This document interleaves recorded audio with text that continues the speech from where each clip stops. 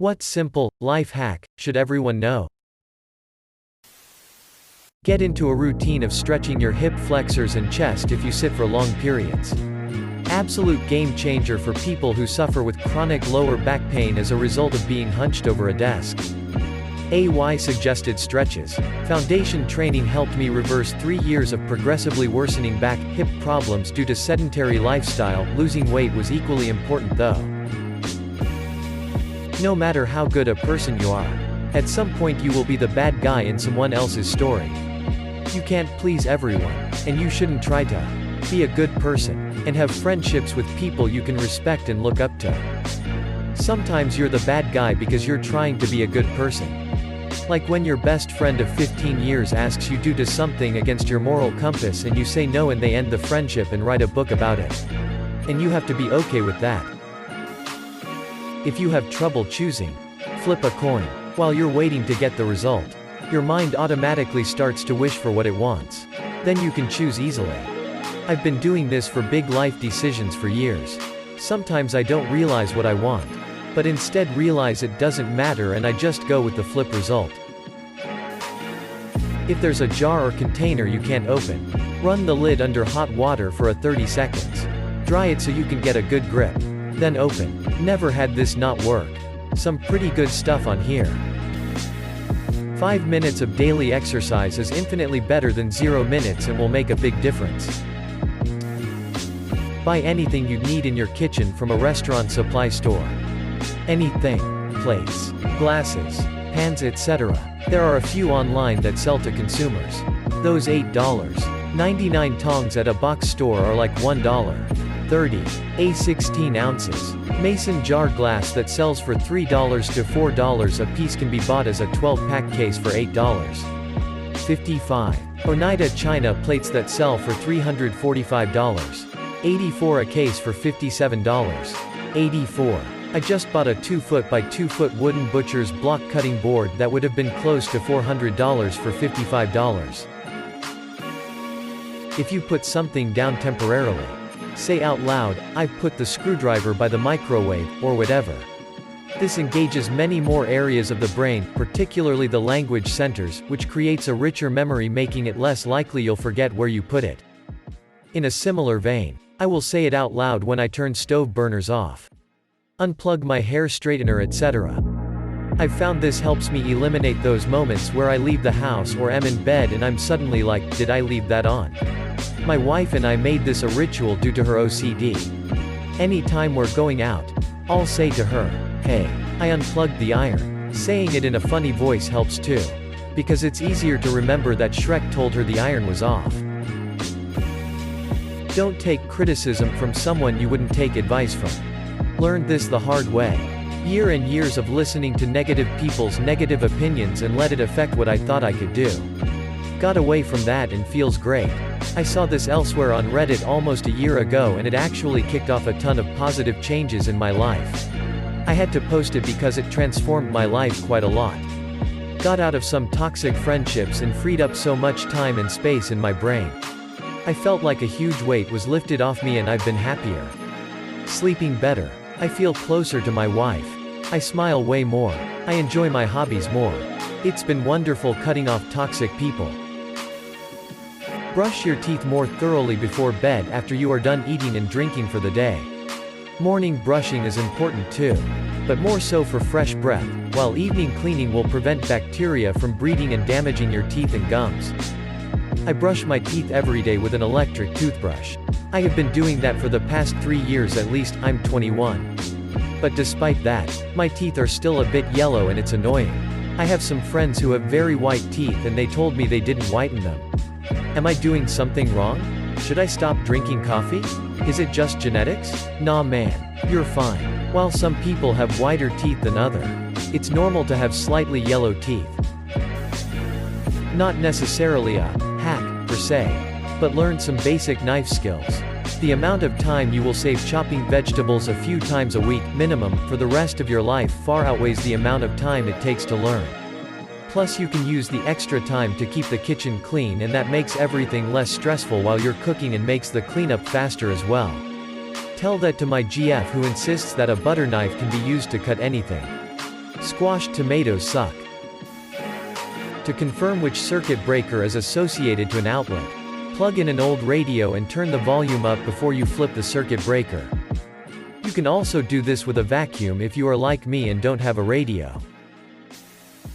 Sometimes changing your pillowcase daily can help with acne. I use a clean t-shirt over my pillow to accomplish the same effect. I usually put a clean towel on my pillow and sleep on it. That way I don't have to change the pillowcase often and can put the new towel on and wash the used one. I have like 10 cases and switch them every day. Helps a lot. This comment made me go order pillowcases. Like, a lot of pillowcases. If you want to wear something white light in color, wear underwear that matches the color of your skin. Not white. Or light gray. It hides better under white than white does. Same principle works for your primer coat before you paint your walls. If you have a bright or intense color that you want to paint, using a gray primer will help your paint cover better than going over white primer. Source: Sherwin-Williams Manager. Honey does not go bad. If it has gone solid, it has just crystallized and can become liquid again with just a little heat. Put the container of solidified honey in a container of hot water. Turn your bed mattress when you renew your blanket. Through time your mattress will deform and that can make you sleep worse. Some mattresses have a specific side and top that they need to be. Some mattresses shouldn't be turned. Check the directions when you buy it. But if it needs it, this tip is brilliant. You can still rotate those feet to head. It helps a lot. Depends on the mattress. Some of the newer hybrid ones have more support in the back area than for the legs. So you basically plop it down and you're done. I only know this because I have just spent the last little while shopping for a new mattress. Train yourself to always keep an eye out for things that need to go in the direction you are going. If you are about to go downstairs, does any item nearby need to go with you? Perhaps a cup can be brought to the sink on your way to the bathroom. I always have to remind myself to do that. It's just not something we were taught as kids. But it does backfire when I get up to get a drink. Remember to take the plate with me back to the kitchen. Promptly put it in the dishwasher and go sit back down again only to remember I never got the drink, which was the whole purpose of standing up. Gets my steps in at least. Read the 3 and 4-star reviews for the most reliable information on Amazon items. And 2-star reviews for books. Seeing what people dislike tells much. Try on your favorite to see smiley face to clarify. The idea here is that people writing 2-star reviews project their views and values when arguing that the book is bad for them. And when their views are opposite to yours, it may suggest that you might actually enjoy the book. Let's say you are interested in mind-stimulating philosophy book, and a person writes something like, "This is boring. The writing is too complex. Ideas are difficult to follow. The language is too intricate. Quit reading after 20 pages. It may mean that it is what you look for. If you ever fall off a ship ferry at sea and were lucky enough to be spotted, don't try to swim your way to safety. The more you try to swim, the lesser the chances of survival. Just try to keep afloat and conserve energy and body heat while rescue team do what they're supposed to. Unless you are in hypothermic waters, the best bet always is to stay afloat without trying to swim to somewhere.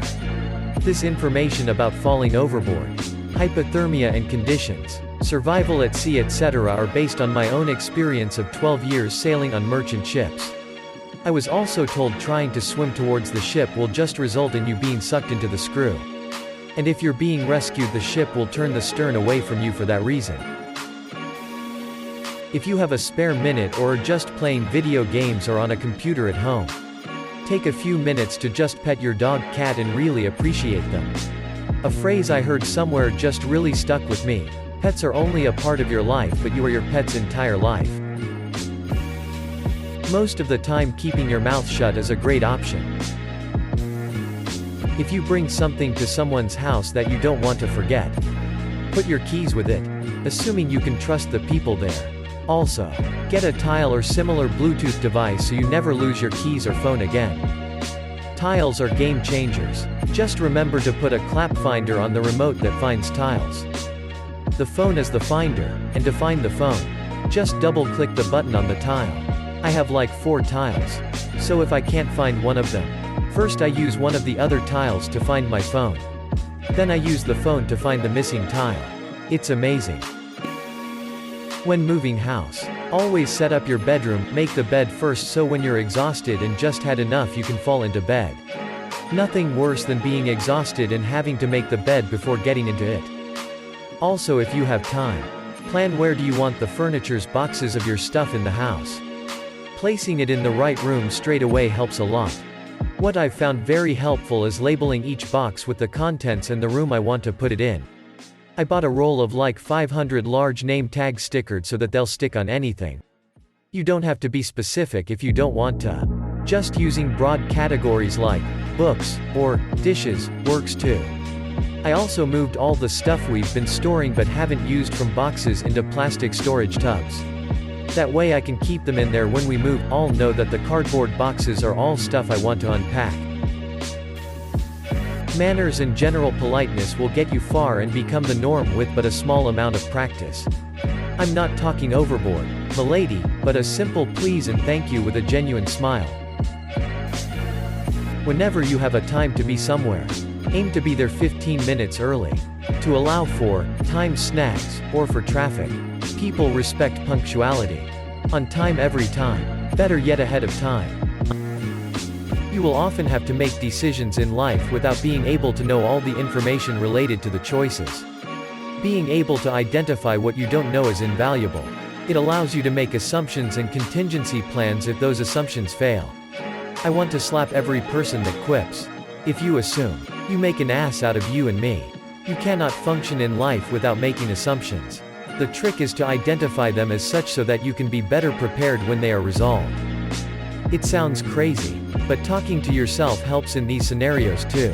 Use yourself as a sounding board. Just hearing the thoughts out loud can add a new perspective. And in having the conversation with yourself, you need to think about what you want to say and why. And therefore you're opening yourself up to think about it in different ways. Or maybe I'm just nuts and talk to myself a lot. I've heard this referred to as the rubber duck principle. I guess some folks think it's less crazy to talk to a rubber duck than to talk to yourself.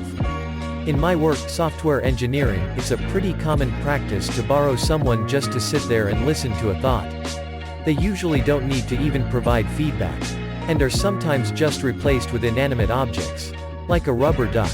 But yeah, there's just something about forcing thoughts into verbal statements that often provides the clarity that is needed.